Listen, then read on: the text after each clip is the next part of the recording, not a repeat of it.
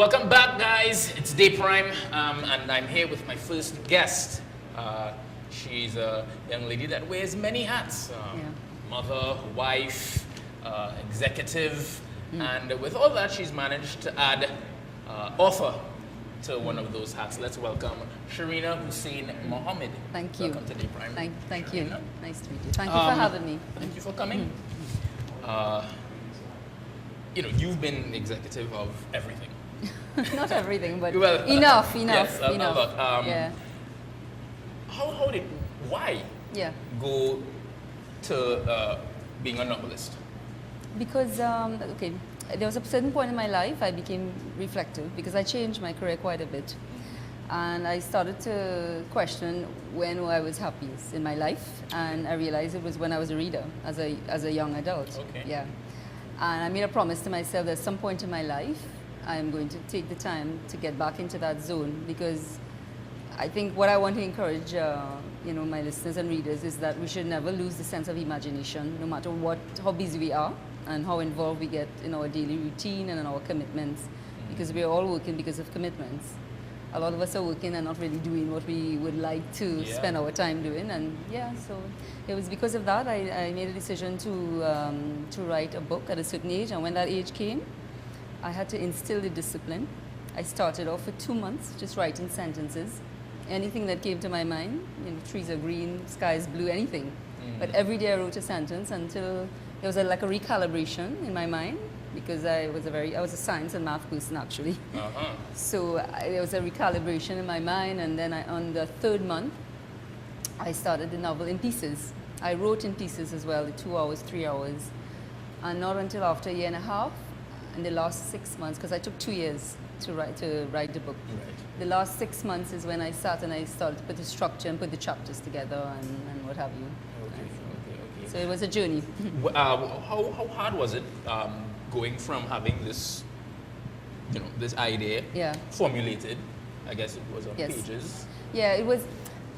I used to give myself a time slot to write, really. So I would say Saturday 3 to 6 or what have you, I would write. So I would sit and I write, and whatever came to my mind on that character. There's several characters in the book actually, but I knew that I wanted to write it that way. So one chapter is on a main character, and the other chapter is another. So I keep you actually wanting to move on, so you can read what happened to Eva, for instance. Eva was introduced in the first chapter, and you want to read on to what happens to her. Yeah. To put it together, it's logic, really. First you let it flow. You let the ideas flow for you, and then when you sit to do the structure, your logic actually helps you to create the structure. Right. And you formulate your book, I didn't do maybe like other authors. I didn't put the plot first and the theme and what have you. I didn't do all those things at first. It was all a flow for me, and then I put the structure in after. Interesting. You said you set out a time, let's say Saturday 3 to 6. Did you ever have to deal with, not being influenced or motivated during those hours? Yes, there were times that I would sit and it was difficult to write. You're right. Yes, that's correct. But I would try to do something that makes me happy, So, I love to travel, so I would look at a travel magazine. Okay. Yeah. I think you were talking about that before, the passport. Yes, we touched on it, yes. I would just, my kids they're very creative. So I would talk to them and, talk about, there was a point in time in the book, I was a stumbling point when I had to actually create the other worlds. The book is about 7 different galaxies. Okay. And there was a point in time in the book I had to introduce how the other worlds look like, and actually stumbled. And it was my kids started to bring, when I started to discuss it with them, So doing things that make you happy gets your creative juices flowing? Yes, for sure. I encourage, anybody, I would encourage, if there's any point in your life you're down about anything, just switch off and do something that you like. Even if it's to play, draw a cartoon, anything.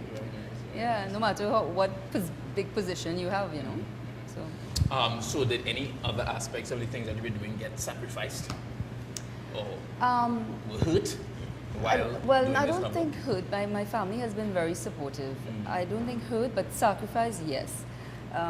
The weekend time, so, I think I'm going back to my kids again. They started to get into Minecraft, so you know they spend more time in Minecraft, and I kind of took advantage of it, and I took the little time. And but my husband was saying, okay, we're not doing anything together, and I like saying, okay, I'm writing, they're playing Minecraft. You can go on the golf course, you know. So for that little bit of time, yeah, there was some sacrifice of weekend time with the family, but at least we were next to each other and we were doing things of our own interest. So yes, that's what was sacrificed. Okay. The process from getting it from just a manuscript to an actual book, a tangible. That was a learning curve. Well, what was that process like? That is certainly a learning curve, and I'm actually still a learning curve getting it into like bookshops and promoting. Right, like it's not something that's very. No, it's not because I work in the corporate world, and it's very different. I'm not in the industry of publishing books, but anyways, because I am a new author, I spoke to a lot of people, and that's what helped me along the whole way. Just speaking to people, and you never know. Sometimes you just go to a function, you speak about yourself, and they actually give you advice. So one of the things I learned is just to be open and speak about what you're doing, and somewhere along the line, when you meet people, they give you advice. So I got advice actually to self-publish at this point in my life, once I can afford it, And I chose Lulu's Publishing. This is how the 50 Shades of Grey, this is where he started, with Lulu's Publishing.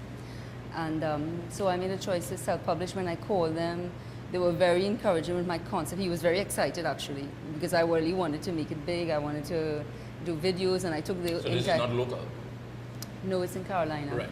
Yeah, I live in Dubai, by the way. Yes, I'm visiting here. Yes, sorry. But I'm very much in touch with Trinidad, my colleagues, my family are here. I have a lot of friends here. So I'm very much in touch with what is going on here. My husband reads the local news more than me. He will inform me and what have you. Yeah. So, sorry, I missed that.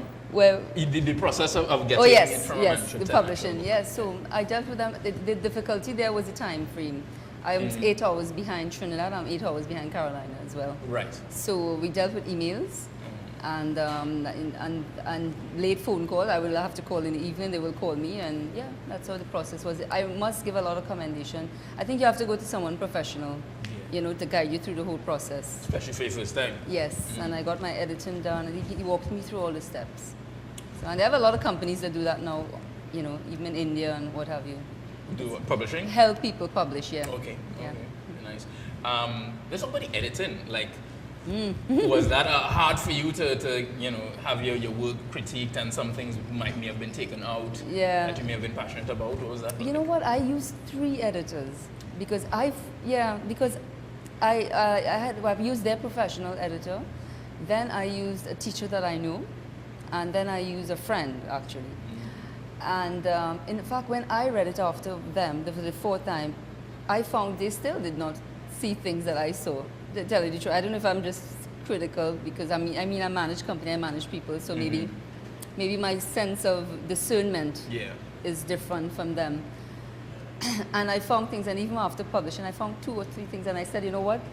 You would never find perfection. I remember doing my thesis, for instance. And you always wish, when you finish your thesis, you always wish you had more time to you would always wish... You being your biggest critic. Yes, much, exactly. You would always wish you could have done that, write it differently, kind of thing. But,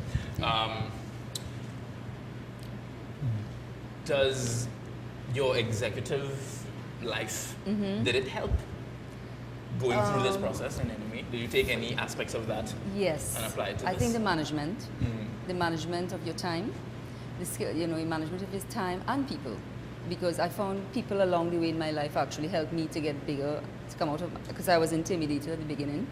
I was shy at the beginning for this part of my life. I took 6 months to tell my kids and my husband what it is I was writing about. Which is unlike me at work.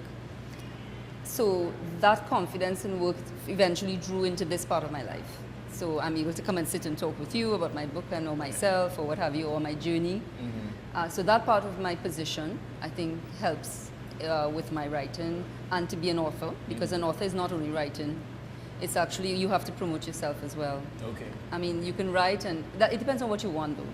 If an author just wants to write just for expression, that's fine. If an author wants to write and share, you have to understand how to share your book, what is the forum I mean, you can share with your immediate circle, but if you want to share with a wider circle, you need to be guided. You need information and guidance Very along the way. interesting. Quickly, let's get into it. You know, A little bit of, yeah, you don't want to give away the whole thing. Yeah. All right, the Code of Seven is 7 different individuals who have their own special powers, but they are from different galaxies. Okay, and when they get together, they create a portal for travel between the 7 galaxies. But book 1 is really about 2 of the Code of Seven, Eva and Nathaniel, and they're from Earth. And the story travels around their regular life in Earth, and their lives are disrupted, which led them to change their location to travel, because I like traveling, and that's how they met each other. And as soon as they met each other on their first contact, they were thrown into the portal. Okay. It is a premonition in the book that the 7th galaxy is a dark force, and he has a disciple on the planet of fire. And that disciple actually has the ability to travel between the galaxies. He wants to spread his darkness and his, evil ways through. His evil actually is really domination. There's some economic, because I'm a businesswoman, you'll see some, the evil is actually the economic whole.